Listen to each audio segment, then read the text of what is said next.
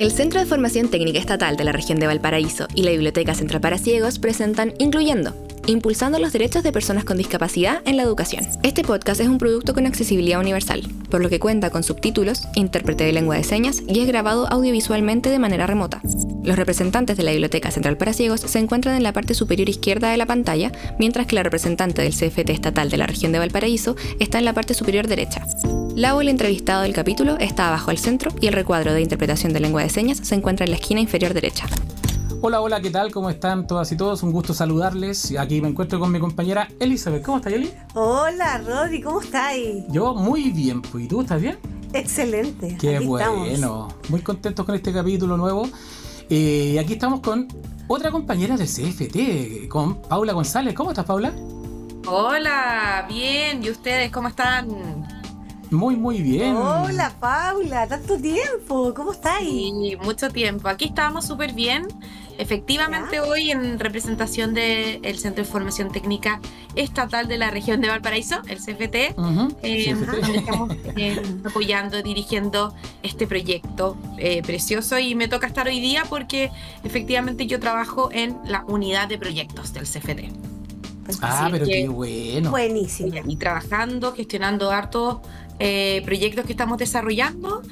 Uno de ellos es FONAPI, que me toca hacer un apoyo técnico importante en la gestión de este proyecto y súper contenta.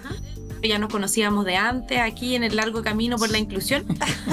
Así es. Muy feliz de poder estar acá. Nosotros igual pues, estamos muy contentos. Oye, Paula. ¿y cuál es el tema de hoy? Mira, el tema de hoy, como todos los podcasts que incluyen este proyecto, vamos a reflexionar sobre inclusión, pero hoy desde la mirada, desde la inclusión y la vida de los pueblos originarios. O sea, cómo en el fondo se fusionan los temas de inclusión, de diversidad, en relación a ser parte de un pueblo originario y junto con ello también qué pasa con los temas de discapacidad. Ese es el tema de hoy día, es inclusión, pueblos originarios y discapacidad, y por supuesto incorporando el tema de educación técnica. De educación. Exactamente, Claro. porque sabes que es súper importante, porque imagínate, si eres una persona que te discriminan muchas veces por ser de algún pueblo originario y además estás en situación de discapacidad, que eso también genera muchas veces algún grado de discriminación, o sea, ya encuentro que es como mucho. Entonces yo creo que es un tema que es súper importante tocar y que es un tema que es importante que la gente también lo entienda y lo conozca un poquito más para que se pueda reflexionar de buena manera, ¿cierto? Exactamente. Además que lo que estamos hablando acá en el programa, la idea es que puedan también ser útiles como recursos educativos también, recursos de información comunitaria, y por eso también la idea es compartir información y ir rompiendo tabúes y bajando barreras que se presentan desde la instancia de la discriminación. Sí. Un poco mientras más nos informemos, más conozcamos, menos tabúes hay y menos discriminación hay también. Es súper importante. De todas maneras, ¿cierto, Elizabeth?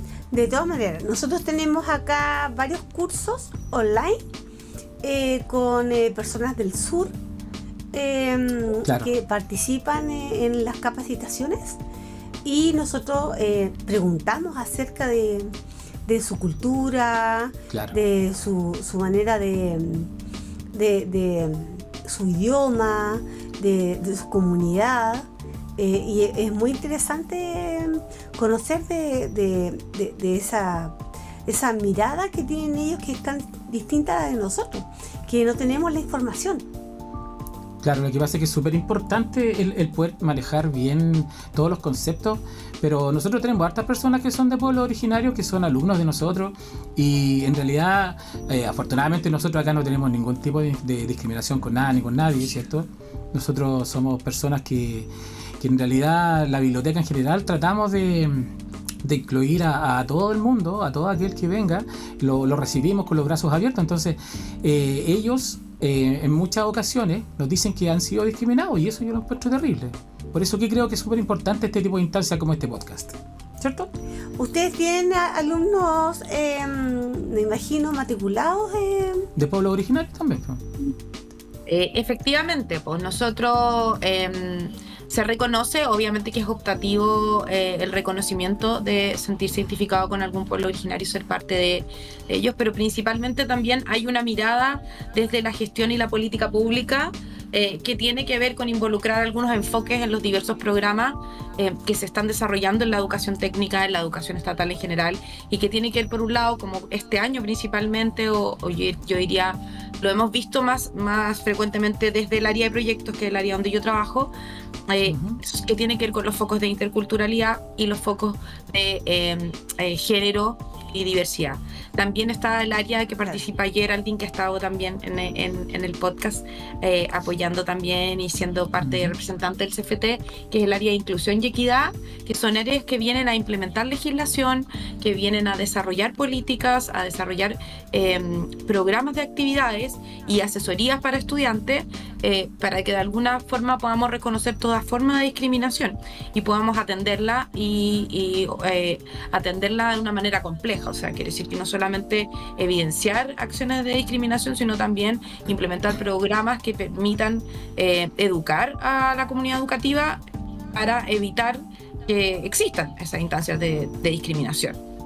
Que, como decíamos al principio, la mayoría tiene que ver con una falta de información y bueno, un montón de cosas que ahí nuestra invitada nos va a poder guiar mucho más, pero que tiene que ver con la falta de espacios del compartir, del convivir en la diversidad, y un poco los modelos de educación técnica y educación gratuita también permiten romper esas barreras y regalarnos espacios donde pueda haber una convivencia diversa, real.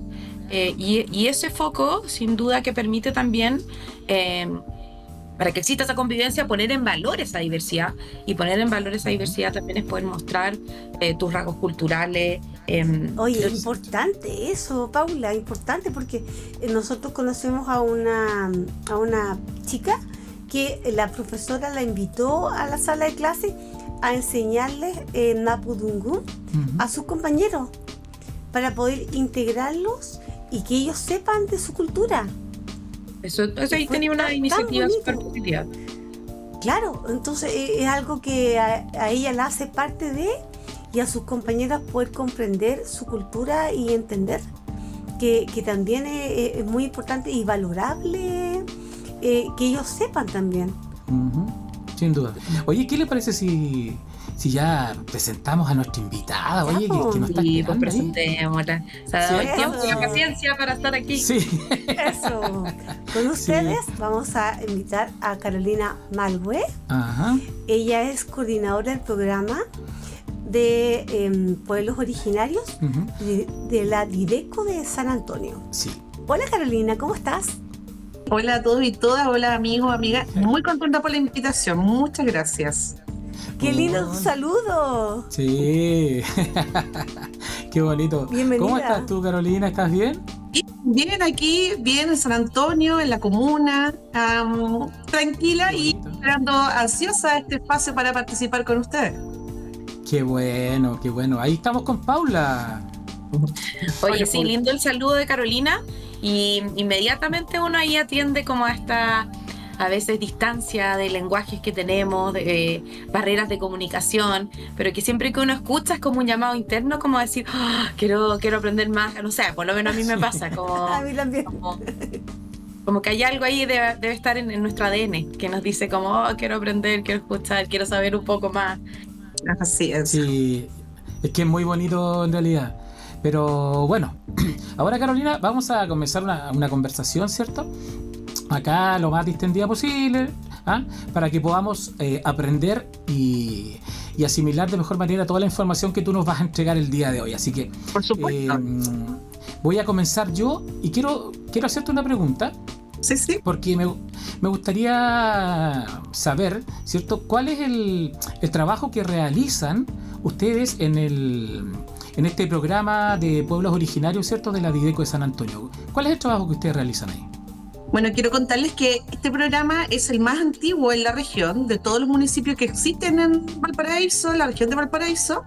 Este municipio, en el año 2001, en agosto de 2001, abre esta oficina que tiene como objetivo inicial acoger las demandas de la población perteneciente a pueblo originario y atender, ¿cierto?, a las organizaciones que estaban naciendo en esa época para hacer un trabajo de fortalecimiento con ella y, por supuesto, a través de estas dos líneas, individual y organizacional, poder dar cuenta de las raíces, de las tradiciones, de la cultura viva que existía en San Antonio y que existe aún, de los pueblos originarios, de gente perteneciente a pueblos originarios.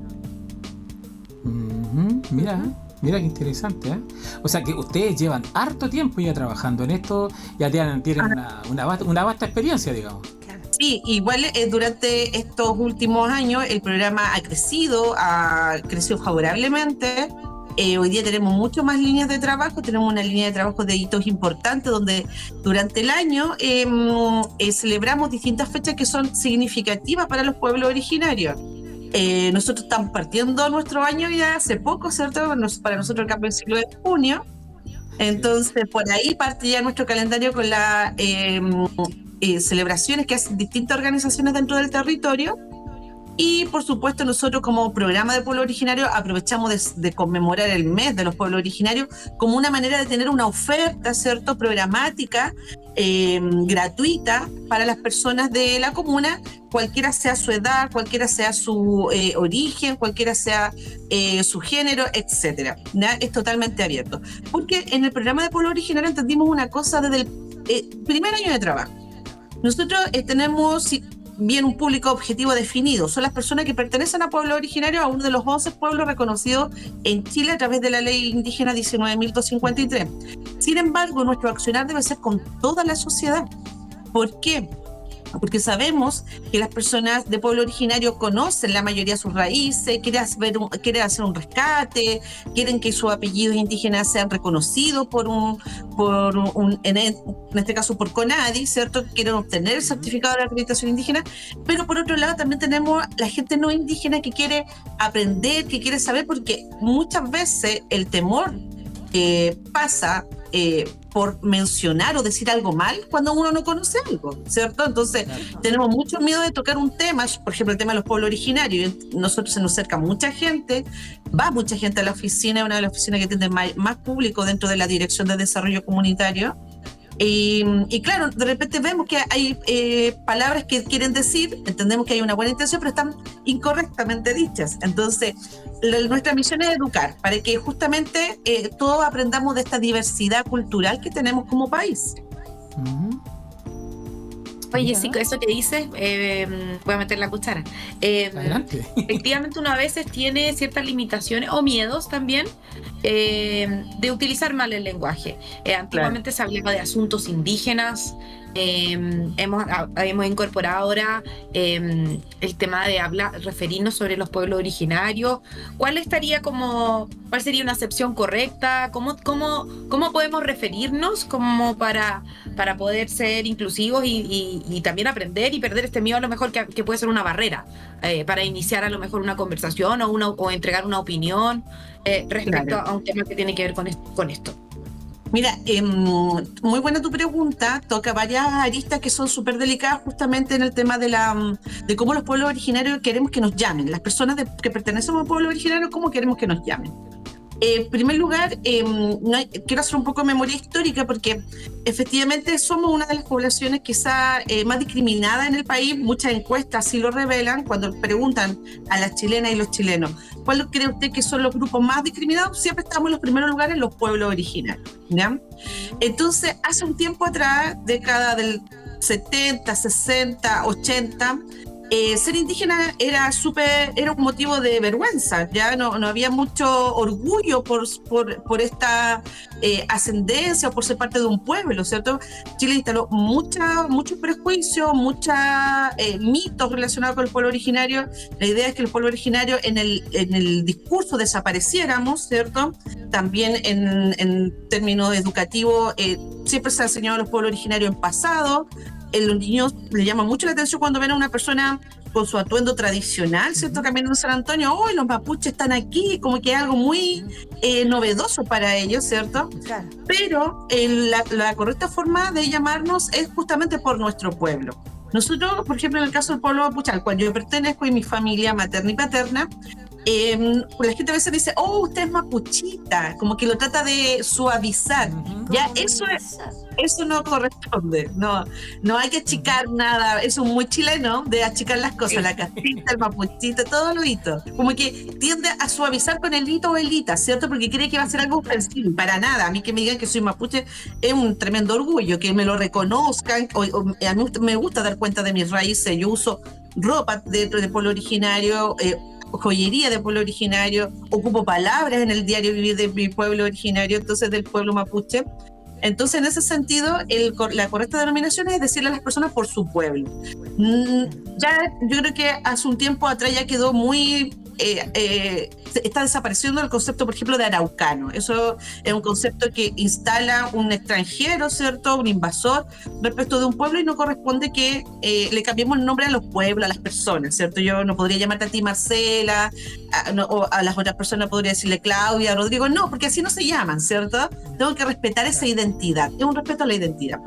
También, por otro lado, uno lo ve en los discursos, ¿cierto?, de autoridades, de personas en las noticias, en la televisión, qué sé yo, cuando dicen nuestros pueblos originarios, eso también es una forma incorrecta de referirse a los pueblos originarios, ¿ya? Porque hay una cosificación, una cosa de pertenencia, y los pueblos originarios no les pertenecemos a nadie. Estamos aquí en este territorio antes de que se formara el Estado de Chile. O sea, el pueblo mapuche tiene 12.000 años de historia. Nosotros tenemos historia, tenemos firmados tratados internacionales con la corona española. O sea, nuestra historia es muy de tiempos antiguos. Entonces, evitar nuestros pueblos originarios, ¿ya? Y hoy día se está utilizando mucho más el concepto a nivel nacional. Es como un poco de la experiencia que puedo decir yo al compartir con la MIEN, con hermanas mapuche de otras organizaciones de otros territorios, Santiago, de Valparaíso, Viña, en fin, de otros sectores, que el término quizás más aceptado es justamente pueblos originarios, a pesar de que en la legislación internacional se ocupa la denominación indígena, y justamente está la Declaración Internacional de los Derechos de los Pueblos Indígenas, que se ha ratificado como uno de los instrumentos internacionales que resguarda los derechos de nuestros pueblos. ¿Ya? Por lo tanto, utilizar la palabra indígena o pueblos indígenas no sería incorrecto. No es incorrecto. Es más valorado, sí, el pueblo originario. Ya, es como más técnico lo otro. Claro. Claro, y no trae esa carga que alguna vez fue con alguna connotación un tanto negativa también. Claro. ¿Y cómo ves tú que de aquí a... ha cambiado, digamos, hace unos 10 años la inclusión en los pueblos originarios, Carolina? Mira, yo lo veo, tengo aquí alguna apreciación, y aquí voy a hacerme cargo porque no puedo separar a la Carolina Malhue mapuche, ¿cierto?, de una opinión súper personal y política, ¿cierto?, que también está en un contexto país, dado de que todos hemos sido testigos, ¿cierto?, de las noticias que aparecen respecto al pueblo mapuche, respecto al pueblo Rapa Nui, respecto a los hermanos del norte, pueblos andinos, qué sé yo. Bueno, si ustedes me preguntan de una mirada local, yo veo que ha habido justamente un trabajo tremendamente valorable, no solamente por nuestro programa de pueblo originario, sino que por las asociaciones, organizaciones y comunidades de pueblo originario que existen en San Antonio, que están formadas a partir de clanes familiares, que son las primeras unidades en las cuales ha habido este gran trabajo que es reparar, ¿cierto?, la identidad, reparar todo esto que históricamente en algún momento se intentó destruir, porque las violaciones de los derechos humanos de los pueblos originarios que hemos sufrido tanto en la historia de Chile como en otras historias anteriores, nadie las ha reparado, ¿ya? Nadie ha hecho causa, oye, este tema nadie ha dicho, aquí tenemos que reconstruir este pueblo o ayudarle a reconstruir, porque efectivamente la pérdida de lengua, la pérdida de territorio impactó significativamente en las personas de pueblo originario, ¿ya? Eso por un lado. Entonces, la mirada local, yo creo que han habido grandes avances.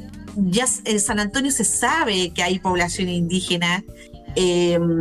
Todo este trabajo que hacemos, tanto en salud, en educación, en los espacios ceremoniales, en la misma oficina, en los establecimientos educacionales que visitamos, ha contribuido a que San Antonio tenga un sello de diversidad cultural presente, ¿ya? Cuando se piensa en San Antonio en la panorámica regional, siempre se sabe que aquí hay organizaciones indígenas y son organizaciones indígenas bien presentes, bien robustas, bien fortalecidas, bien autónomas, con las ideas súper claras, ahí con posturas muy determinadas a partir de la defensa del territorio, de recuperar las raíces, de recuperar tradiciones, etc. Entonces, por un lado, hay un trabajo tremendamente valorable y fortalecido. Y eso yo creo que ha sido un aporte desde distintos, no es crédito solamente del municipio, es crédito de muchas situaciones que han ocurrido durante este tiempo. Pero a nivel nacional, si usted me pregunta a mí cómo ha cambiado la percepción de los pueblos originarios, nosotros hemos pasado por varias percepciones. Primero éramos quizá los más discriminados de la sociedad, ¿cierto? Tener la persona indígena, cuando uno hablaba del indígena, era como el indígena en la casa haciendo aseo, ¿cierto? O en la obra de construcción, la mano de obra barata, el más pobre, el más analfabeto, cuestiones que no han cambiado respecto a las cifras de chilenos, ¿ya? Por ejemplo, si hablamos de mujeres indígenas, las mujeres indígenas tienen menos alfabetización que las mujeres no indígenas, ¿ya? La brecha se ha cortado, pero sigue existiendo, igual hay una diferencia, ¿ya? Hay una brecha que todavía en la cual hay que trabajar. Después de ese periodo de que fuimos súper discriminados, pasamos a ser los terroristas, ¿cierto? El terrorismo empezó todas estas denominaciones justamente para calificar negativamente la demanda de territorio y la devolución de tierra en el Gualmapu, ¿cierto? Y también se les dice terrorista a quienes defienden en el agua en el norte, a quienes defienden su tierra en Rapa Nui, en fin. Y ahora estamos quizá en una posición un poco más radical respecto a algunos temas relacionados con lo indígena, porque todos sabemos cómo ha evolucionado este tema, cada vez se ha puesto un poco más complicado, ¿cierto? Pero yo siento que la percepción de los chilenos y chilenas respecto a los pueblos originarios hoy día es más favorable. Muchos están de acuerdo con nuestras demandas, con nuestras causas. Muchos creen que efectivamente tenemos que tener más acceso a distintas cosas, pero no porque seamos un grupo preferencial, ¿cierto? Es porque hay que priorizar, o sea, los grupos que más les cuesta, por supuesto que hay que priorizarlo para que tengamos todo el mismo derecho. Claro que sí, de todas maneras. Oye, y mira, ¿cómo crees tú que podríamos colaborar nosotros, las personas a lo mejor comunes y corrientes, para poder hacer como la inclusión de mejor manera? Nosotros mismos muchas veces caemos en el tema de la discriminación, del hablar mal del otro, lo mismo que estabas comentando tú. Entonces, ¿cómo nosotros, como personas naturales, podríamos colaborar en eso? ¿Cómo crees tú? Miren, yo creo que algo súper importante es que tengamos un discurso desde la diversidad. Eso es en primer lugar, porque las palabras generan realidades, ¿cierto? Entonces nosotros tenemos que tener un discurso de la realidad. Y también políticas públicas desde la diversidad. Y ahí, ¿qué quiero decir con esto? Porque las personas común y corriente, como dices tú, cualquier persona podría hacerse cargo o cómo podríamos contribuir justamente a que esto sea más visible. Hablando de que, no sé, en los espacios no esté solamente un idioma presente, estén otros idiomas de pueblo originario, de pueblos migrantes, etcétera, ¿cierto? No sé, escritura, braille, no sé si está bien dicho así. Sí, ya que bueno. Entonces, como dar cuenta de que no hay una sola forma de ser humano, ¿cierto? Porque finalmente esta hegemonía de que seamos todos iguales pasa por alto estas diferencias importantes a la hora de que nos miremos a nosotros mismos y mismas, ¿cierto? O sea, alguien dice, no, yo no discrimino a los estudiantes si son indígenas o no indígenas, pero uno se da cuenta efectivamente que la persona indígena, el estudiante indígena, tiene mucho más dificultades para llegar a la educación que el no indígena, ¿ya? Por lo tanto, sí hay que mirar esas diferencias ya desde lo positivo, ¿cierto? Sí hay que atenderlas, sí hay que hacerse cargo, porque tanto los grupos con discapacidad, los grupos pueblo originario y otros grupos, el acceso a la educación, al trabajo, a las oportunidades es mucho más difícil, ¿ya? Y uno no tiene que perder su cultura, ¿cierto? Para poder acceder a estos derechos. Es más, si no, el día de mañana no vamos a tener todas estas tradiciones que han hecho característicos, ¿cierto?, a nuestro país frente al mundo, ¿no? Entonces, el tema de cómo podemos colaborar cada uno de nosotros hablando justamente de que estas diversidades existen, poniéndolas en valor, ¿ya? Porque la diversidad nunca debe ser mirada de algo negativo como una amenaza, la diversidad siempre debe ser mirada como un valor, como una prioridad para que justamente aprendamos los unos de los otros. Exacto. No, quería hacerle esta pregunta a Carolina, que tiene que ver con cuáles son a lo mejor algunos componentes esenciales que hay que meter, por así decirlo, en los espacios de educación para promover esta interculturalidad a la que estamos apuntando, este mayor conocimiento, esta mayor convivencia y puesta en valor de la diversidad. Como dices tú, no tener que adaptarnos a otra cultura, sino poder traer y aportar desde lo que somos, como fusionarnos de alguna manera, aportando.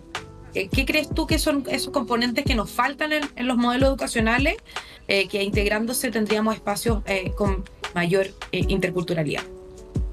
Claro, mira, uno no puede querer amar lo que no conoce. Entonces lo primero es poner en el tapete el tema de los pueblos originarios, quizás también con aquello que nosotros los pueblos originarios hemos demandado históricamente, personas indígenas hablando, ¿cierto?, de lo indígena.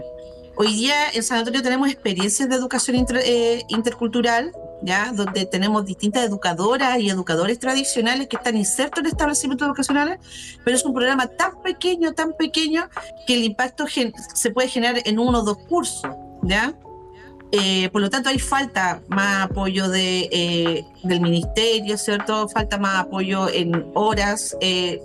Creo que se viene ya el sector de lengua indígena que existe hace más de 17 años que existe en Chile, bases curriculares de pueblos originarios de los 4 idiomas que están vivos, Mapuzungún, Aymara, Quechua y Rapa Nui, pero ninguna escuela lo implementa porque es algo voluntario, ¿ya? Por otro lado, el tema de lo educativo, ¿cierto? ¿Cómo generamos nosotros interculturalidad? O sea, cómo aprendemos los unos los otros, porque si no sería si tenemos solo matrículas de estudiantes indígenas, migrantes, chilenos, chilenas, etcétera, eso es solo multiculturalidad, ¿verdad?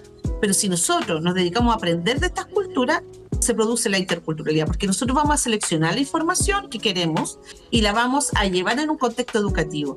Y para eso, en primer lugar, lo que hay que tener es estadísticas, ¿cierto? Hacer la pregunta a todas las familias que llegan a los establecimientos educacionales si son pertenecientes a pueblo originario o no.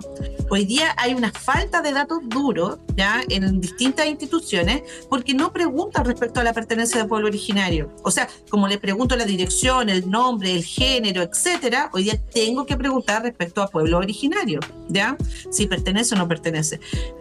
Conmemorar fechas significativas también es una buena estrategia educativa.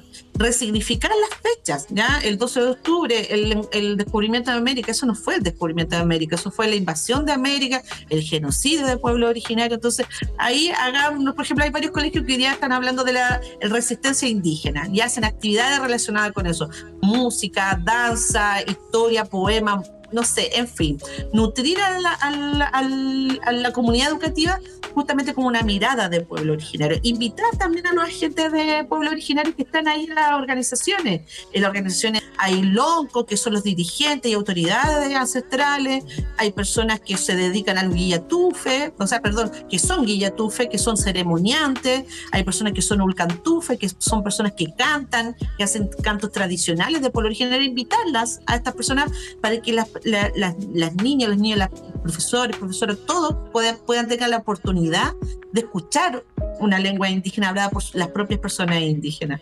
Entonces hay varias estrategias educativas. También el aula no es el único espacio educativo. Como dije al principio, uno no puede querer lo que no conoce, y por lo tanto una de las cosas en la que educamos nosotros los pueblos originarios es llevar a los estudiantes, por ejemplo, al territorio, llevarlo al lago, llevarlo al río, llevarlo al mar, llevarlo al campo, a las zonas que son importantes. De verdad, a nosotros llama mucho la atención de que en San Antonio, por ejemplo, hay niños que no conocen la playa de Yoyeo, ¿ya? No la conocen, nunca han ido. Y ahí hay un tremendo ñen, una tremenda fuerza, ya un tremendo nehuen, que es además sanación para nosotros. El mar es una fuente de sanación, ¿ya? Entonces, son varias las estrategias que se pueden hacer, partiendo justamente por preguntar el tema del origen, porque, ojo, que aquí esto ocurrió en el censo del 2002, por ejemplo. En el censo de 2002 venía la pregunta de pueblo originario y muchos censistas no la hacían porque no querían ofender a las personas. O sea, ellos encontraban que era ofensivo preguntarse las partes de pueblo originario. Cuando escuchamos testimonios, imagínense. Entonces, esto hay que naturalizarlo. Ser indígena no es malo. Ser parte de un pueblo originario no es malo porque todavía sigue habiendo, lamentablemente, pensamientos de ese tipo. Claro, claro. ¿Y cómo crees tú que este tema tan complejo lo toman las autoridades o las instituciones, el tema de la discriminación y también el tema de la discapacidad? ¿Qué hace el gobierno en este aspecto? Mire, yo creo que han habido varias buenas señales, ¿cierto?, en el último tiempo, porque hemos visto casos terribles de discriminación, ¿cierto?, relacionados con la discapacidad, con la diversidad sexual, con la ascendencia indígena. Entonces, por ejemplo, que existe hoy día la ley Samuden me parece un excelente avance, ¿ya? Esta posibilidad de poder reclamar una discriminación arbitraria, ¿cierto?, me parece una herramienta bastante buena, aunque tiene su doble filo, ¿cierto? Porque finalmente si no se demuestra la discriminación, quien paga las costas de ese juicio es el que demanda, ¿cierto? Entonces, ahí quizá, bueno, se pone un poco compleja la cosa, pero cuando logramos demostrar estas discriminaciones, efectivamente generamos una reparación. No solamente estamos hablando de algo económico, no solamente de esta reparación social, individual, moral que sufrimos las personas cuando hemos sido discriminadas. ¿Ya? Y aquí me pongo el poncho. Yo nunca he sido discriminada por mi origen. Tengo como que donde voy digo hola, soy mapuche y nadie me dice nada. La verdad es que como que me siento tan orgullosa que la gente como yo creo que como que es un poco como tan segura, no sé. Entonces como que no me ha pasado. Pero sí he escuchado historias terribles de hermanas mapuches de otros pueblos también que le han sucedido situaciones. Entonces en ese sentido yo creo que aquí una de las cosas principales es la educación. Yo soy profesora de profesión y creo que la educación es justamente donde tenemos que instalar el tema de que vivimos en un mundo diverso y este mundo diverso tiene personas que no tienen las mismas capacidades que yo, tiene personas que no hablan las mismas lenguas que yo y tiene personas que no piensan igual que yo. ¿Ya? Entonces, en ese sentido, cuando nosotros hablamos de si hemos avanzado o no hemos avanzado, yo creo que en la educación estamos al debe. Tanto en todas las materias de diversidad, en la educación estamos un poco al debe, porque seguimos preocupados de la matemática, del lenguaje, que son temas importantes, no digo que no, pero también es importante que le demos cabida a otros tipos de educación, sacando a los niños y las niñas del colegio, invitando a personas importantes a la escuela que son de las comunidades de diversidades, ¿cierto? Escuchando experiencia, porque en Chile es un país que tiene personas, una cultura de la discriminación. Si uno tiene un lunar en la cara, te molestan por el lunar de la cara. Si uno tiene el pelo más negro que el otro, te molestan por tu pelo negro. ¿Verdad? Entonces, la morenidad también te molesta. Entonces, yo creo que una de las cosas importantes es que enseñemos justamente de que del cuerpo no se habla, ¿cierto? Eso es algo súper importante. Estoy viendo una hermosa generación de niños y niñas que no hablan del cuerpo porque ya en sus casas le están diciendo eso. Me parece súper importante porque también la familia es el primer ente educador, ¿cierto? Entonces, no podemos olvidarnos de eso. No es toda la tarea de la escuela, ¿cierto? Ni de los profesores y de la profesora. Es una tarea de sociedad. Claro. Y parte de la casa también. Sí, pues. Oye, qué importante eso que tú mencionabas porque tiene que ver con pequeños cambios culturales. Efectivamente, yo creo que estamos poniendo más en valor nuestros orígenes, estamos poniendo más en valor la antidiscriminación y que tiene que ver efectivamente con legislaciones, o sea, que sea ilegal discriminar a alguien, que efectivamente tuvo que pasar algo terrible como lo que le pasó a Samudio, por eso la ley lleva su nombre, o incluso todo esto que comentábamos al principio, que en el caso de la unidad que tiene el CFT de Inclusión y Equidad y la mayoría de los establecimientos de educación superior deben cumplir cierta legislación al respecto. Eso igual habla de un avance que tenemos como sociedad que nos raya la cancha de alguna manera y va como evitando esta subjetividad respecto a lo que es correcto o lo que es incorrecto. Que eso al final también genera que puedan aparecer casos de discriminación tan tremendos. Sí, mira, y una de las deudas que tenemos, como decía, que en educación es justamente en las instituciones que están formando hoy día profesionales para el mundo laboral. O sea, yo creo que en toda malla curricular debiera haber temáticas de pueblo originario, porque no puede ser, por ejemplo, que salga una TENS, ¿cierto?, al mundo laboral y no sepa, atender a una persona de pueblo originario. No puede ser que hoy día un profesor o una profesora no sepa tampoco de pueblo originario. O sea, la formación académica, profesional, yo creo que quizá él estaba en bastante deuda, porque son muy pocas las universidades que tienen cátedras indígenas, ¿ya? La USAT tiene, la UPLA tiene, la Universidad de Chile tiene, pero son muy pocas las universidades y las casas de estudios, centros de formación técnica o institutos profesionales que incorporan, ¿cierto?, como una variable importante en la formación el que los estudiantes conozcan a los pueblos originarios. O sea, cada vez estamos formando más en lo que exige la malla curricular, ¿cierto?, como base profesional, pero nos estamos olvidando de que este profesional, ¿cierto?, este técnico va a salir a un mundo laboral diverso y se va a topar justamente con una salud indígena, se va a topar con un diseño de viviendas indígenas, se va a topar con una carretera que va a tener que lidiar con temas medioambientales indígenas, ¿ya?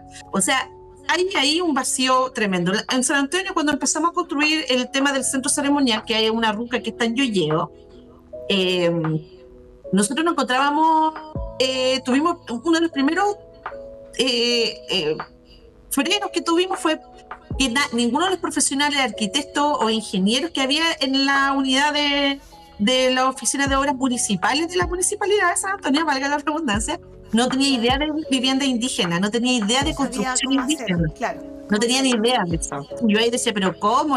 ¿Esto no lo viste en la universidad? Claro, no, porque esto no se ve, no, pasa por alto. Entonces se olvida que las personas, o el día de mañana nosotros no sabemos dónde vamos a terminar trabajando. Entonces, ese profesional que está saliendo hoy día al mundo laboral, cualquiera sea su formación universitaria, técnica profesional u otra, está saliendo con una mirada de mundo quizá un poco muy homogénea. No está saliendo preparado para la diversidad. Claro. Y eso lo hemos notado también cuando empezaron los jardines, por ejemplo, el programa de jardines infantiles, que se abrieron varios jardines infantiles en San Antonio y en todo el país, justamente para darle cabida al resguardo de niños y niñas de familias trabajadoras, ¿cierto? Uh-huh. Y también las técnicas, perdón, tiene un nombre, las educadoras de párvulos, ¿cierto? Y los técnicos de parvularia también tenían que atender, ¿cierto?, políticas públicas que venían desde Jujuy relacionadas con pueblo originario y ninguna tenía idea de esto. Tuvieron que todas capacitarse, aprender y se siguen capacitando. Ojo, estos jardines llevan más de 14 años. Pero Carolina, pasa lo mismo con la discapacidad. Sí, me imagino. Lo mismo. Exactamente lo mismo. Sí. Oye, y vamos con la última pregunta. Oye, mira, la pregunta que te queremos hacer, que esta pregunta se la hacemos a todos nuestros invitados e invitadas, es: ¿cuál es tu compromiso con la inclusión? Tu compromiso. Mi compromiso con la inclusión.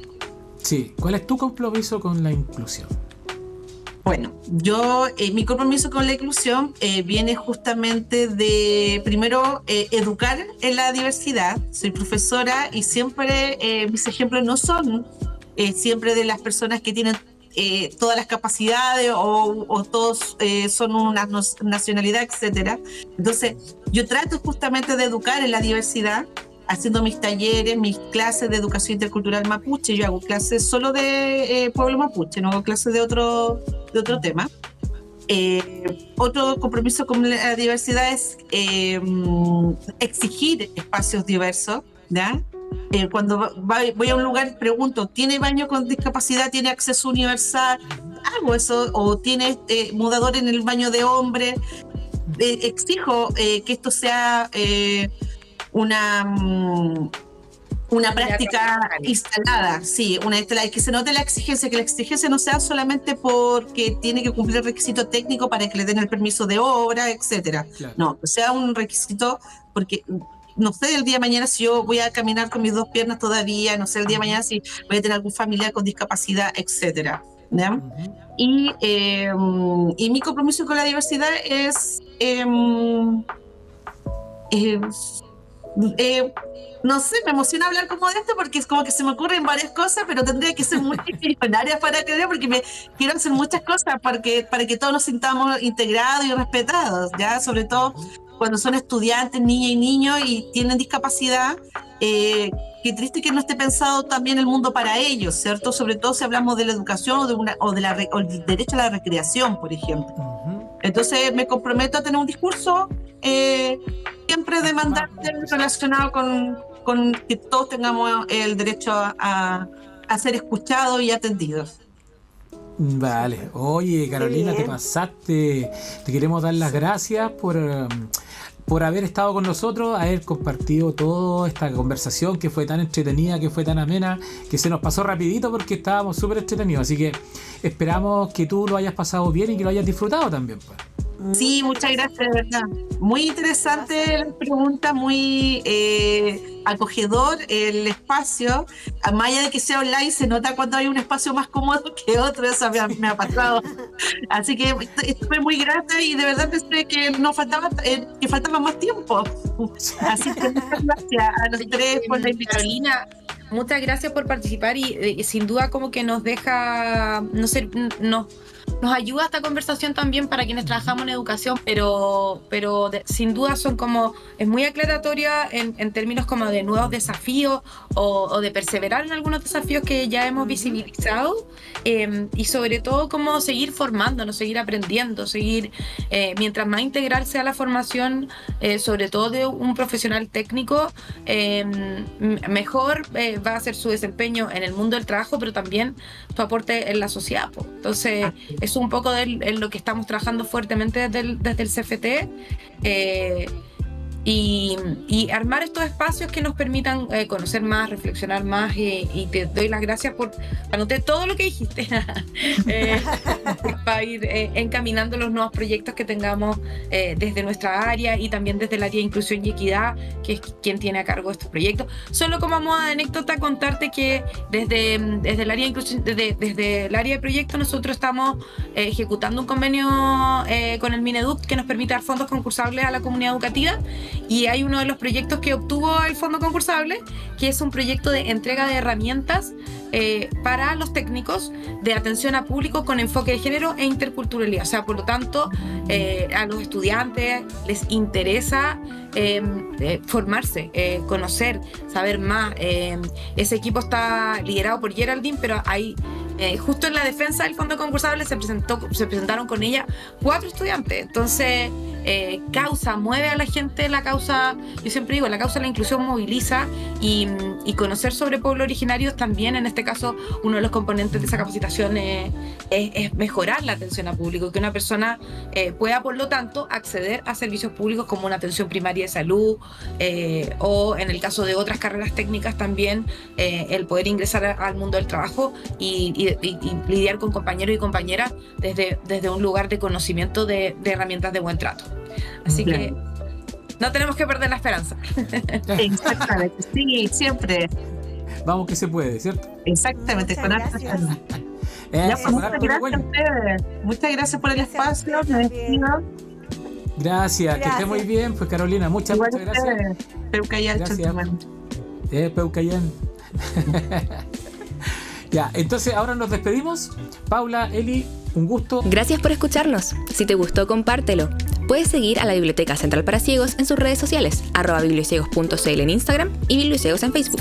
Recuerda que el Centro de Formación Técnica Estatal de la Región de Valparaíso es un establecimiento adscrito a la gratuidad.